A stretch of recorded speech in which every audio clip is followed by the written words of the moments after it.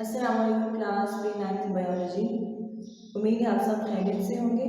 अल्लाह ताला आपको सेहत और ईमान की बेहतरीन हालत में रखे। आज का हम लेसन स्टार्ट करते हैं pre 9th biology chapter number 4 dated 18 जून 2020 थर्सडे। आज हमारा टॉपिक है गोल्जी एपरेटस। आपको याद होगा हमने पहले सेल स्ट्रक्चर्स किए थे, फिर हमने सेल ऑर्गेनेल्स स्टार्ट की थी और आज हम जो सेल ऑर्गेनेल पढ़ेंगे that organelle is Golgi apparatus. सबसे पहले इसे गोल्जी एपरेटस क्यों कहते हैं? क्योंकि एक फिजिशियन जिसका नाम कैमिलो गोल्जी था, उसने सबसे पहले इनको सेल के अंदर दरियाफ्त किया था। सबसे पहले उससे नजर आए थे सेल के अंदर ये गोल्जी एपरेटस। गोल्जी एपरेटस होता क्या है? उसने ऑब्जर्व किया, ये देखा कि सेल के अंदर फ्लैटन सैक्स के जो ना स्टैक्स मौजूद है, एक दूसरे के ऊपर जमा है। सैक्स मीन्स थैले, फ्लैटन मीन्स चिपके हुए। सो एक्चुअली ऐसे थैले आप कह सकते हैं इसको उर्दू में, सिंपल लैंग्वेज में, जो कि बिल्कुल चिपके हुए हैं, जैसे आपको यहाँ नज़र आ रहे हैं। ये एक थैला है, ये दूसरा थैला है, ये तीसरा थैला और ये फोर्थ। आप अगर इसको देखें, हर एक थैला इसी शेप में है, एक बैग या एक पर्स की तरह। सो ये क्या है? फ्लैटेंड सैक्स हैं और इन सैक्स को कहते क्या है? इनका नाम है सिस्टर्ने। सिस्टर्ने, ठीक है। ये जो भी आपको सैक्स नजर आ रहे हैं इनको हम क्या कहेंगे? सिस्टर्ने कहेंगे। अच्छा, एक सेट ऑफ सिस्टर्ने, जैसे कि आप कहेंगे 1 2 3 4, ये पूरा एक सेट बन गया सिस्टर्ने का। तो सिस्टर्ने का ये एक पूरा सेट क्या कहलाता है? गोल्जी कॉम्प्लेक्स या गोल्जी एपरेटस। ठीक हो गया। गोल्जी एपरेटस या गोल्जी कॉम्प्लेक्स क्या है? गोल्जी एपरेटस क्या है? It is a set of cisternae.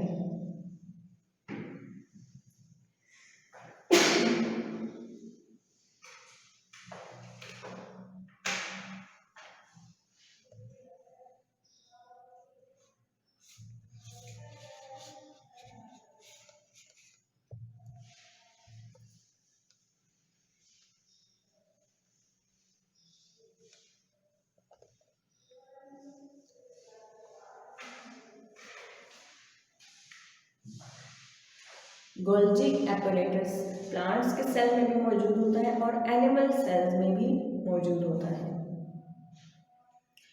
इसका काम क्या है? फायदा क्या है गोल्जी एपरेटस का? हमने इससे पहले एंडोप्लाज्मिक रेटिकुलम पढ़ा था और हमने ये पढ़ा था कि एंडोप्लाज्मिक रेटिकुलम के ऊपर चूंकि राइबोसोम्स अटैच्ड हैं, लिहाजा एंडोप्लाज्मिक रेटिकुलम का फंक्शन क्या है? सिंथेसिस, ठीक है।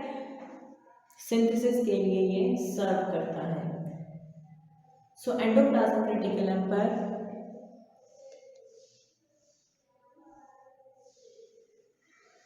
इस डायग्राम को देखें गोल्जी एपरेटस का फंक्शन समझने के लिए। सबसे पहले हमने इसका स्ट्रक्चर पढ़ लिया। जब भी इन ऑर्गेनल्स पर क्वेश्चन आता है, ऐसा एक उसमें स्ट्रक्चर आपने बताना होता है और एक आपने फंक्शन बताना होता है।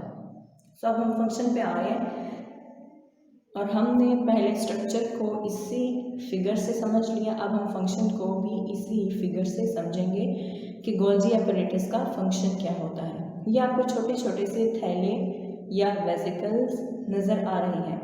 ये कौन सी वेसिकल्स हैं? जो एंडोप्लाज्मिक रेटिकुलम से आए हैं। हमने ये पढ़ा था एंडोप्लाज्मिक रेटिकुलम के ऊपर जो राइबोसोम अटैच हैं वो प्रोटीन्स की सिंथेसिस करते हैं, प्रोटीन्स को बनाते हैं। सो वो प्रोटीन्स एंडोप्लाज्मिक रेटिकुलम उन प्रोटीन्स को इन डब्बों में पैक करके, थैलों में पैक करके भेज देगा। इसके बाद ये वेसिकल्स गोल्जी एपरेटस के पास आएंगे। गोल्जी एपरेटस के पास यहाँ पे फ्यूज हो जाएंगे और ये क्या करेगा? उनको एक स्पेसिफिक पैकेजिंग में पैक करके या तो सेल से बाहर निकाल देगा, ठीक है, प्रोडक्ट फॉर सिक्रीशन, या फिर इसको सेल के अंदर ही ट्रांसपोर्ट होने के लिए भेज देगा। अच्छा, अब इसका फ़ायदा क्या है? एंडोप्लाज्मिक रेटिकुलम में भी तो पैक किया हुआ था, फिर इसकी पैकेजिंग का क्या फ़ायदा? जब प्रोटीन्स एंडोप्लाज्मिक रेटिकुलम से पैक होकर आती हैं, वो नेसेंट प्रोटीन होती है, वो सिर्फ एक चेन होती है। उसको उसके प्रॉपर शेप में 3D स्ट्रक्चर में लेके आने के लिए, जो कि इन प्रोटीन्स के फंक्शन के लिए ज़रूरी है कि वो उस स्पेसिफिक स्ट्रक्चर में भी हो। एक तो कंपोजिशन होती है कि कौन कौन से अमाइनो एसिड्स होने चाहिए एक प्रोटीन में, और दूसरा प्रोटीन्स का स्ट्रक्चर इम्पॉर्टेंट होता है। सो इस वेसिकल्स में जो एंडोप्लाज्मिक रेटिकुलम से आ रहा है, इसमें जो प्रोटीन्स मौजूद हैं उनकी सीक्वेंस तो ठीक है, लेकिन उनका स्ट्रक्चर अभी नहीं बना, लिहाजा ये प्रोटीन्स अभी काम नहीं कर सकती। इनका स्ट्रक्चर कहाँ पर प्रॉपर बनेगा? गोल्जी एपरेटस, ठीक है। गोल्जी एपरेटस इनको इनके प्रॉपर स्ट्रक्चर में लेके आएगा और उसको दोबारा से पैक करेगा, और फिर उसकी मैच्योर फॉर्म में प्रोटीन की, जो यहाँ पे इमेच्योर थी, अब वो मैच्योर फॉर्म में रिलीज होगी। यहाँ से जो प्रोडक्ट रिलीज हो रही है गोल्जी एपरेटस से पैक होके, या तो ये सेल के ही दूसरे पार्ट्स को ट्रांसपोर्ट कर दी जाती है। फॉर एग्जांपल कुछ प्रोटीन्स चाहिए होती है माइटोकॉन्ड्रिया को, ठीक है, सो ये माइटोकॉन्ड्रिया को ट्रांसपोर्ट कर देगा। मोस्टली प्रोटीन्स माइटोकॉन्ड्रिया खुद अपनी बनाता है, उसके अपने राइबोसोम्स होते हैं, अपना उसका डीएनए होता है, लेकिन कुछ प्रोटीन्स उसको बाहर से भी ज़रूरत होती हैं। सो जहाँ इस प्रोटीन की ज़रूरत होगी सेल के अंदर ही उसको पहुँचा दिया जाएगा, या फिर ये प्रोटीन इस सेल में से खारिज कर दी जाएगी। फॉर एग्जांपल आपके स्टमक में जो फूड जाता है, जो आप खाना खाते हैं वो स्टमक में जाता है, तो उसको डाइजेस्ट करने के लिए एंजाइम्स चाहिए होते हैं। वो एंजाइम्स क्या होते हैं? वो एंजाइम्स एक्चुअली प्रोटीन्स होते हैं। सो वो एंजाइम इस तरह से सेल के अंदर पहले सिंथेसाइज होते हैं, फिर गोल्जी एपरेटस उनको प्रॉपर स्ट्रक्चर में लाके मैच्योर प्रोटीन पैक करके सेल में से बाहर निकालता है। जब वो सेल से बाहर निकलती हैं वो प्रोटीन्स, खाना मौजूद होता है, वो उसके ऊपर पड़ती हैं और उसको डाइजेस्ट करती हैं। ये आपको सेल मेम्ब्रेन दिखाई दी है, ठीक है। तो या तो ये प्रोडक्ट यहाँ से सेल में से सिक्रेट कर दिया जाएगा, निकाल दिया जाएगा, या फिर ये सेल के अंदर ही दूसरे पार्ट्स को ट्रांसपोर्ट कर दिया जाएगा। सो this was the functioning of Golgi apparatus.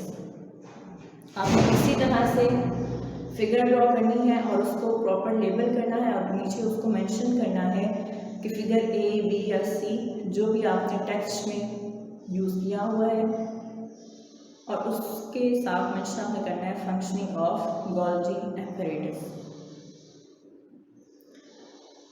ठीक, तो इसके फंक्शन में हमने क्या पढ़ा कि ये मॉडिफाई करती है उन मॉलिक्यूल्स को जो कि एंडोप्लाज्मिक रेटिकुलम से आते हैं, मॉडिफाई कर दिए, मॉडिफाई करने के बाद उनको पैक करता है कि वो स्मॉल मेम्ब्रेन बाउंडेड सैक्स की फॉर्म में रिलीज हो जाए। और इन सैक्स को क्या कहते हैं? जो यहाँ पर आपको छोटे छोटे सैक्स नजर आ रहे हैं जो रिलीज हो रहे हैं, ये सैक्स जो रिलीज हो रहे हैं, याद रखिएगा इनिशियल सैक्स जो ER से एंडोप्लाज्मिक रेटिकुलम से आए थे उनकी बात नहीं हो रही। जो सैक्स यहाँ पर रिलीज हो रहे हैं गोल्जी बॉडी में से, इन सैक्स को क्या कहेंगे? Golgi vesicles. ये जो सैक्स हैं या गोल्जी वेसिकल्स, इनको सेल के अंदर ही डिफरेंट लोकेशंस पे ट्रांसपोर्ट कर दिया जाता है, या फिर सेल के बाहर इनको निकाल दिया जाता है। सो ये था इसका फंक्शन। इन सैक्स को या तो सेल के अंदर ही डिफरेंट लोकेशंस पे पहुंचा दिया जाता है, या इसको सेल मेम्ब्रेन से बाहर सिक्रीशंस की फॉर्म में निकाल दिया जाता है। फॉर एग्जांपल आपके स्टमक में सिक्रीशंस होती रहती हैं, जो आप खाना खाते हैं उसको डाइजेस्ट करती हैं, और वो सिक्रीशंस प्रोटीन होती हैं यानी एंजाइम्स। सो वो इसी तरह से सिक्रीट होती है जैसे यहाँ पर हमने अभी पढ़ा, सेल मेम्ब्रेन से इसी मैकेनिज्म के थ्रू। अच्छा, अब किसी के माइंड में ये क्वेश्चन भी हो सकता है कि ये पैकेजिंग क्यों ज़रूरी है?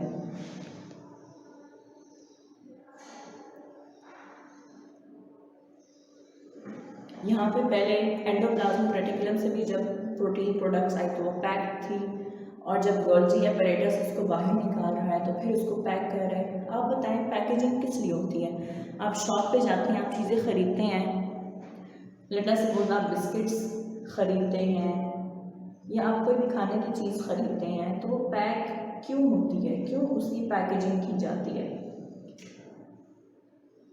आप एक लेट अस सपोज स्नैक्स खरीदते हैं, वो भी पैक्ड फॉर्म में होते हैं, तो वो पैकेजिंग किस लिए होती है? उसको प्रोटेक्ट करने के लिए होती है। Same is the case here, यहाँ पर भी एंडोप्लाज्मिक रेटिकुलम से अगर प्रोटीन पैकेज की फॉर्म में आ रही है, पैक्ड फॉर्म में आ रही है, तो इसीलिए कि उसकी प्रोटेक्शन हो सके। अगर गोल्जी एपैरेटस से मॉडिफाई होने के बाद रिलीज़ हो रही है तो भी पैक्ड फॉर्म में रिलीज़ हो रही है। क्यों? क्योंकि उसकी प्रोटेक्शन हो सके। प्रोटेक्शन किससे? आसपास बहुत से एंजाइम्स होते हैं जो कि इन न्यू प्रोटीन्स को तोड़ सकते हैं, डिग्रेड कर सकते हैं, इनकी तोड़ फोड़ कर सकते हैं, तो ये तो फिर काम की नहीं रहेंगी, ये तो ख़राब हो जाएंगी। सो इसलिए इनकी पैकेजिंग की जाती है ताकि इनकी प्रोटेक्शन हो सके। So this was all about our today's lesson. Golgi apparatus हमने पढ़ा। गोल्जी एपैरेटस के स्ट्रक्चर और फंक्शन पे क्वेश्चन आ जाता होता है, और ऑब्जेक्टिव्स में आपसे पूछा जा सकता है कि गोल्जी एपैरेटस को डैश ने डिस्कवर किया, तो वो कौन था? एक इटालियन फिजिशियन था जिसका नाम कैमिलो गोल्जी था। तो ये कुछ चीज़ें आपने याद रखनी है, बहुत बेसिक्स हैं बायोलॉजी की। इंशाल्लाह नेक्स्ट लेसन में हम नेक्स्ट टॉपिक के साथ अगेन मिलेंगे। तब तक के लिए अपना ख्याल रखिएगा। अल्लाह हाफिज़।